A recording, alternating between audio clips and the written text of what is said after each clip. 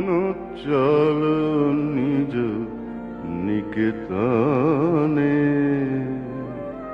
সংসার বিদেশে বিদেশির বেশে, ভ্রম কেন অকারণে, মনো চল নিজ নিকেতনে।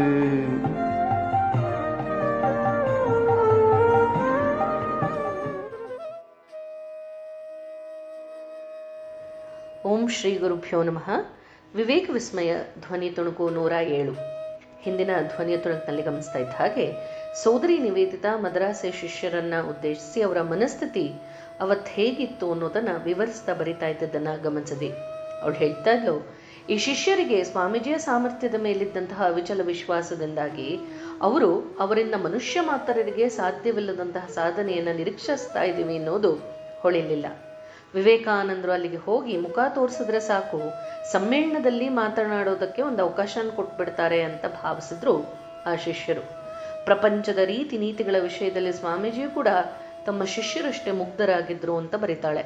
ಮಾತು ಮುಂದುವರಿಸ್ತಾ ಹೇಳ್ತಾಳೆ, ತಾವು ಈ ಕಾರ್ಯವನ್ನು ಕೈಗೊಂಡಿರುವಂಥದ್ದು ಭಗವದ್ ಇಚ್ಛೆಯ ಪ್ರಕಾರವೇ ಅನ್ನೋದು ಒಮ್ಮೆ ಅವರಿಗೆ ದೃಢವಾದ ಮೇಲೆ ಇನ್ಯಾವುದೇ ಬಗೆಯ ಅಡಚಣೆಯು ಕೂಡ ಅವರು ನಿರೀಕ್ಷಣೆ ಮಾಡಲಿಲ್ಲ.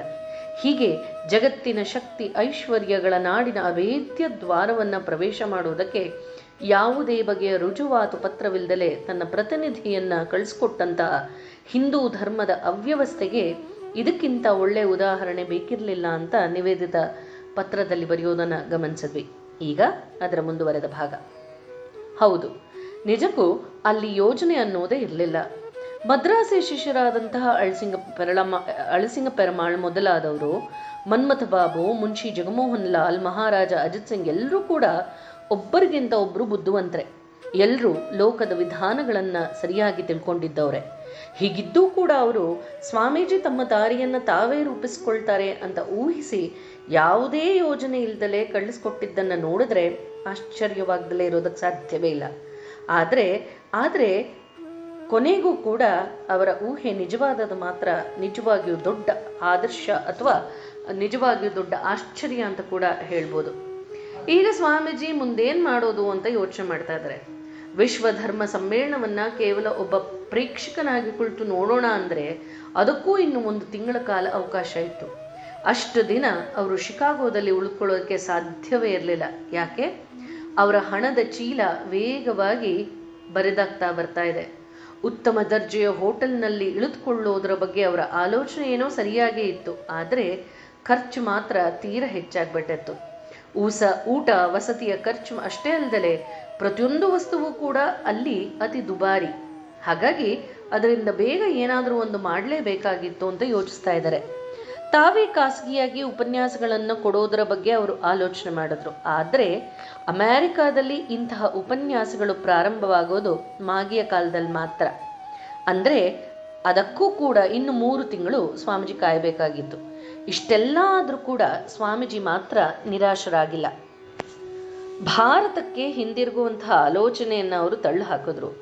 ಭಗವಂತನ ಕೃಪೆಯನ್ನು ಅವರು ಇಲ್ಲಿಯವರೆಗೂ ನೆಚ್ಚಿಕೊಂಡಿದ್ದು. ಈಗಲೂ ಕೂಡ ಅವನ ಕೃಪೆಯನ್ನು ಭಾವಿಸ್ತಾ ಇದ್ದಾರೆ. ಭಗವಂತ ತಮ್ಮ ಕೈ ಬಿಡೋದಿಲ್ಲ ಅನ್ನೋದು ಅವರಿಗೆ ಸಂಪೂರ್ಣವಾಗಿ ವಿಶ್ವಾಸ ಏನೋ ಇದೆ. ಹಾಗಾಗಿ ಅವನ ಇಚ್ಛೆಯಿಂದ ಆಗಲಿ ಅಂತ ತೀರ್ಮಾನ ಮಾಡ್ತಾ ಇದ್ದಾರೆ ಸ್ವಾಮೀಜಿ. ಈ ವೇಳೆಗೆ ಅವ್ರಿಗೆ ಯಾರೆಲ್ಲೋ ತಿಳಿದು ಬಂತು, ಮೆಸಾಚ್ಯುಸೆಟ್ಸ್ ರಾಜ್ಯದ ಬಾಸ್ಟನ್ ನಗರದಲ್ಲಿ ಬೆಲೆಗಳು ಶಿಕಾಗೋಗಿಂತ ತುಂಬ ಕಡಿಮೆ ಇದೆ ಅಂತ. ಹಾಗಾಗಿ ಸ್ವಾಮೀಜಿ ಇನ್ನೂ 1 ತಿಂಗಳ ಕಾಲ ಅಲ್ಲಿ ಕಳೀತಾ ಮತ್ತೊಮ್ಮೆ ತಮ್ಮ ಅದೃಷ್ಟವನ್ನು ಪರೀಕ್ಷಿಸಿ ನೋಡಿಕೊಳ್ಳೋದು ಅಂತ ಸ್ವಾಮೀಜಿ ತೀರ್ಮಾನ ಮಾಡಿದರು. ಶಿಕಾಗೋದಲ್ಲಿ 12 ದಿನಗಳ ವಾಸದ ನಂತರ ಅಲ್ಲಿ ಸುಮಾರು 1,000 ಮೈಲಿ ದೂರದ ಬಾಸ್ಟನ್ನಿಗೆ ಹೋಗೋದಕ್ಕೆ ಟ್ರೈನನ್ನು ಹತ್ತು ಕುಳಿತಿದ್ದಾರೆ ಸ್ವಾಮೀಜಿ. ನಿಜಕ್ಕೂ ಭಗವಂತನ ವಿಧಾನ ಅತಿ ವಿಚಿತ್ರ. ಸ್ವಾಮೀಜಿ ಪರಿವ್ರಾಜಕರಾಗಿ ಓಡಾಡ್ತಾ ಇದ್ದಾಗ ಅವರ ಅತ್ಯಂತ ಕಷ್ಟದ ಸಂದರ್ಭದಲ್ಲಿ ಭಗವಂತನ ಸಹಾಯ ಹಸ್ತ ಒದಗಿ ಬಂದಿದ್ದನ್ನು ನಾವೀಗಾಗಲೇ ಗಮನಿಸಿದ್ದೀವಿ. ಈಗಲೂ ಕೂಡ ಮತ್ತೊಮ್ಮೆ ಆ ಭಗವಂತನ ನೆರವಿಗೆ ಬಂದಂಥ ಅದೇ ಬೋಗಿಯಲ್ಲಿ ಪ್ರಯಾಣ ಮಾಡ್ತಿದ್ದಂಥ ಮಿಸ್ ಕ್ಯಾಥರಿನ್ ಅಬಾಟ್ ಸ್ಯಾನ್ಬರ್ಗ್ ಅನ್ನುವಂತಹ ಮಹಿಳೆ ಮೂಲಕ ಸ್ವಾಮೀಜಿಯ ತೇಜಸ್ಸು, ಅವರ ನಿರ್ಲಿಪ್ತ ಗಂಭೀರ ಮುಖಭಾವವನ್ನು ನೋಡಿ ಆಶ್ಚರ್ಯಚಕಿತಳಾದ್ಲು, ಆಕರ್ಷಿತಳಾದ್ಲು ಆ ಮಹಿಳೆ. ತಾನಾಗಿ ಅವರ ಹತ್ರ ಬಂದು ಮಾತಿಗೆ ಕುಳಿತುಕೊಂಡ್ಳು. ಅವರೊಬ್ಬ ಹಿಂದೂ ಸನ್ಯಾಸಿ ಅಂತ ತಿಳಿದ ಮೇಲೆ ವೇದಾಂತದ ಸತ್ಯಗಳನ್ನು ಪ್ರಸಾರ ಮಾಡೋದಕ್ಕಾಗಿ ಅಮೆರಿಕಾಗೆ ಬಂದಿದ್ದಾರೆ ಅಂತ ತಿಳಿದಾಗ ಅವಳ ಕುತೂಹಲ ಮತ್ತಷ್ಟು ಹೆಚ್ಚಾಯಿತು. ನಂತರ ಸ್ವಾಮೀಜಿ ತಮ್ಮ ಅವ್ಯವಸ್ಥೆಯನ್ನ ಹೇಳಿಕೊಂಡ್ರು. ಅಮೆರಿಕಾದಲ್ಲಿ ಅವ್ರಿಗೆ ಯಾರೂ ಪರಿಚಯ ಇಲ್ಲ ಅನ್ನೋದು ತಿಳಿದಾಗ ತಕ್ಷಣ ಆ ಮಹಿಳೆ ಸ್ವಾಮೀಜಿಗೆ ನೆರವಾಗೋದಕ್ಕೆ ಮುಂದಾಗ್ತಾಳೆ. ಸ್ವಾಮೀಜಿ, ನಿಮಗೆ ಒಪ್ಪಿಗೆ ಆಗತ್ತೆ ಅನ್ನೋದಾದರೆ ದಯವಿಟ್ಟು ನಮ್ಮ ಮನೆಗೆ ಬಂದಿರಿ. ಬಹುಶಃ ನಿಮ್ಮ ಉದ್ದೇಶ ನೆರವೇರೋ ಹಾಗೆ ಏನಾದರೂ ಅನುಕೂಲ ಆದರೂ ಆಗ್ಬೋದು ಅಂತ ಸ್ವಾಗತವನ್ನು ಕೊಟ್ಲು. ಜಗನ್ಮಾತೆಯ ಇಚ್ಛೆಯಂತಾಗಲಿ ಅಂತ ಸ್ವಾಮೀಜಿ ತಕ್ಷಣ ಅವಳ ಆಹ್ವಾನಕ್ಕೆ ಒಪ್ಕೊಂಡ್ರು.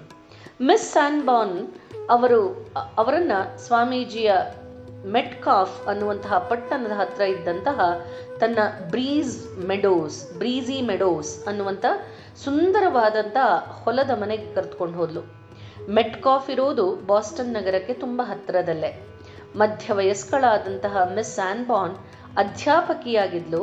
ಒಳ್ಳೆಯ ಗ್ರಂಥಕರ್ತೆಯಾಗಿ ಹೆಸರನ್ನು ಗಳಿಸಿದ್ಲು. ಅಲ್ಲದೆ ಈಕೆಯ ಪರಿಚಿತರಲ್ಲಿ ಆ ಕಾಲದ ಪ್ರಸಿದ್ಧ ಚಿಂತಕರು, ಬುದ್ಧಿಜೀವಿಗಳು ಕೂಡ ಇದ್ರು ಅನ್ಬೋದು. ಮಿಸ್ ಸ್ಯಾನ್ಬಾರ್ನ್ ತನ್ನ ಅತಿಥಿಯಾಗಿದ್ದಂಥ ಸ್ವಾಮೀಜಿಯನ್ನ ಬಹಳ ಚೆನ್ನಾಗಿ ನೋಡಿಕೊಂಡ್ಳು. ಸುತ್ತಮುತ್ತಲಿನ ಹಲವಾರು ಜನರನ್ನ, ಇತರ ಸ್ನೇಹಿತರನ್ನ ಮನೆಗೆ ಆಹ್ವಾನಿಸಿ ಅವರಿಗೆ ಸ್ವಾಮೀಜಿಯನ್ನ ಪರಿಚಯಿಸಿದ್ಲು. ಭಾರತದಿಂದ ಬಂದಿರುವಂತಹ ಕುತೂಹಲಕರ ವ್ಯಕ್ತಿ ಅಂತ ಎಲ್ಲರಿಗೂ ಪರಿಚಯ ಮಾಡಿಕೊಟ್ಲು. ಹೀಗೆ ಬರ್ತಿದ್ದವರಲ್ಲಿ ಅದೆಷ್ಟೋ ಜನ ಇವರನ್ನ ಒಬ್ಬ ಅಸಂಸ್ಕೃತ ವಿಧರ್ಮಿ ಅಂತಲೇ ಭಾವಿಸಿ ಅವರನ್ನ ನಾನಾ ಬಗೆಯ ವಿಚಿತ್ರ ಪ್ರಶ್ನೆಗಳಿಂದ ಕಾಡ್ತಿದ್ರು. ಜೊತೆಗೆ ಇನ್ನು ಕೆಲವು ವಿಚಾರವಂತ ಜನರು ಬಂದು ಕೂಡ ತಮ್ಮ ಸಾಮರ್ಥ್ಯಕ್ಕೆ ಅನುಗುಣವಾಗಿ ಅವರೊಂದಿಗೆ ಮಾತುಕತೆಯನ್ನು ನಡೆಸಿ ಹೋಗ್ತಾ ಇದ್ರು. ಹಲವಾರು ದಿನಗಳವರೆಗೂ ಕೂಡ ಸ್ವಾಮೀಜಿಯ ಪಾಲಿಗೆ ಈ ಪರಿಸ್ಥಿತಿ ನಿರಾಶಾದಾಯಕವಾಗಿಯೇ ಮುಂದುವರಿತು. ಇದರ ಜೊತೆಗೆ ಅವರು ತೀವ್ರ ಆರ್ಥಿಕ ಸಂಕಷ್ಟಕ್ಕೆ ಸಿಲುಕೊಂಡ್ಬಿಟ್ಟಿದ್ದಾರೆ. ಆಗಸ್ಟ್ ತಿಂಗಳು ಅಂದರೆ ಅಮೆರಿಕಾದಲ್ಲಿ ಬೇಸಿಗೆ, ಆದರೆ ಆ ಕಡು ಬೇಸಿಗೆ ಕೂಡ ಅವರಿಗೆ ಚಳಿಗಾಲದ ಹಾಗೆ ಭಾಸವಾಯಿತು. ಅವರ ಹತ್ರ ಬೆಚ್ಚನೆಯ ಉಣ್ಣೆ ಬಟ್ಟೆಗಳು ಇರಲಿಲ್ಲ. ಅಲ್ಲದೆ ಅಮೆರಿಕನ್ನರಿಗೆ ಹೆಚ್ಚು ಪರಿಚಿತವಾಗಿರುವಂತಹ ಉಡುಗೆಯನ್ನ ಧರಿಸೋ ಹಾಗೆ ಅವರ ಅತಿಥಿಗಳು ಅವರನ್ನು ಒತ್ತಾಯಿಸಿದ್ಲು. ಅವ್ರಿಗೂ ಕೂಡ ಅದರ ಅವಶ್ಯಕತೆ ಈಗ ಮನದಟ್ಟಾಗಿದೆ. ಈಗಾಗಲೇ ರಸ್ತೆಯಲ್ಲಿ ಓಡಾಡುವಾಗ ಅನೇಕ ಕಹಿ ಅನುಭವಗಳಾಗಿದ್ವು. ಅವರ ವಿಚಿತ್ರ ವೇಷವನ್ನು ನೋಡ್ತಾ ಎಲ್ಲರೂ ಹಂಗಿಸ್ತಾ ಇದ್ರು. ಹಾಗಾಗಿ ಅವರು ಹೊಸ ಬಟ್ಟೆಯನ್ನ ಕೊಳ್ಳಬೇಕಾಗಿದೆ. ತೀರ ಸಾಧಾರಣ ಉಣ್ಣ ಬಟ್ಟೆಯನ್ನ ಕೊಳ್ಳಬೇಕು ಅಂತ $100 ಅಂದರೆ ಅವಾಗ ಸುಮಾರು $330 ಖರ್ಚಾಗ್ತಾ ಇತ್ತು. ಅವರಿಗೆ ಅಷ್ಟೆಲ್ಲ ಹಣವನ್ನು ಖರ್ಚು ಮಾಡುವಂಥ ಸ್ಥಿತಿ ಇರಲಿಲ್ಲ. ಅಲ್ಲದೆ ಮಿಸ್ ಸ್ಯಾನ್ಬಾರ್ನ್ಗಾಗಲಿ ಇತರರಿಗಾಗಲಿ ಅವರ ನಿಜ ಸ್ಥಿತಿ ತಿಳಿದಿಲ್ಲ ಅನ್ನೋದು ಗೊತ್ತಾಗ್ತಿತ್ತು. ಸ್ವಾಮೀಜಿ ತಾವಾಗಿಯೇ ತಮ್ಮ ಕಷ್ಟವನ್ನು ಹೇಳ್ಕೊಳ್ಳೂ ಇಲ್ಲ. ಆದರೆ ವಿಧಿ ಇಲ್ಲ ಅಂತ ಅನ್ನಿಸಿದಾಗ ತಮ್ಮ ಮದ್ರಾಸಿ ಶಿಷ್ಯರಿಗೆ ಒಂದು ಪತ್ರವನ್ನು ಬರಿತಾ ತಮ್ಮ ಪರಿಸ್ಥಿತಿಯನ್ನು ಹಂಚಿಕೊಳ್ತಾರೆ ಸ್ವಾಮೀಜಿ. ತಕ್ಷಣ ಈ ಶಿಷ್ಯರೆಲ್ಲ ಕಾರ್ಯಮಗ್ನರಾಗಿ ಒಟ್ಟು ಸುಮಾರು $800 ಸಂಗ್ರಹ ಮಾಡಿ ಅಲ್ಲಿಗೆ ಕಳಿಸ್ಕೊಟ್ರು. ಅದು ಅವರನ್ನು ತಲುಪಿದ್ದು ಸೆಪ್ಟೆಂಬರ್ 7 ನಂತರ. ಅಷ್ಟು ಹೊತ್ತಿಗಾಗಲೇ ಸ್ವಾಮೀಜಿ ಆ ದುಸ್ಥಿತಿಯಿಂದ ಪಾರಾಗಿ ಆಗಿತ್ತು. ಈ ನಡುವಿನ ಅವಧಿಯಲ್ಲಿ ಎದುರಾದಂಥ ಎಲ್ಲ ಕಷ್ಟಗಳನ್ನು ಅವರು ಅವಡುಗಚ್ಚಿ ಸಹಿಸಿಕೊಂಡ್ರು ಅಂತ ಕೂಡ ಇಲ್ಲಿ ನಾವು ಗಮನಿಸ್ಬೋದು. ಮುಂದೇನಾಯಿತು ಅನ್ನೋದನ್ನು ಮುಂದಿನ ಧ್ವನಿಯ ತುಣುಕಿನಲ್ಲಿ ಗಮನಿಸೋಣ. ಜಯ ರಾಮಕೃಷ್ಣ.